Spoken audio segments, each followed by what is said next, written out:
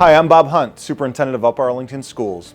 As you may know, this fall we began the second phase of facility master planning, focused on the future of our aging middle schools and Burbank Early Childhood School. Today I want to provide you with an update as we wrap up the first phase of this process, the assessments phase. This fall, teams of professional architects and engineers have taken a close look at each of these buildings to update the physical and educational adequacy assessments that were conducted 10 years ago in the first phase of master planning. The physical assessments looked at everything, including what's below the floors, above the ceilings, and behind the walls.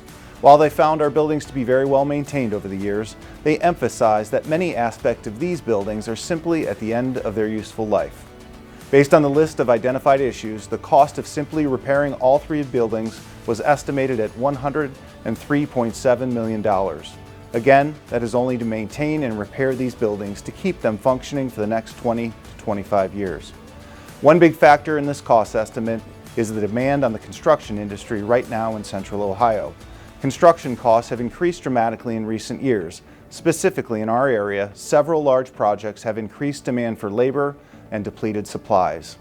As we move into the second phase of this process, the volunteers on the building teams will be diving into these assessments more deeply to develop options that go beyond simply repairing and maintaining the buildings.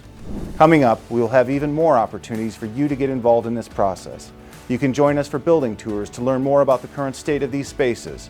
You can explore the possibilities of future-focused educational spaces at our Learning Environment Summit. And you can attend the third round of community engagement sessions to see the draft options developed by our building teams and share your feedback. Your voice matters as we continue to move forward with this process. I encourage you to join your neighbors and get involved as we work together to develop a long-term, fiscally responsible plan for our schools.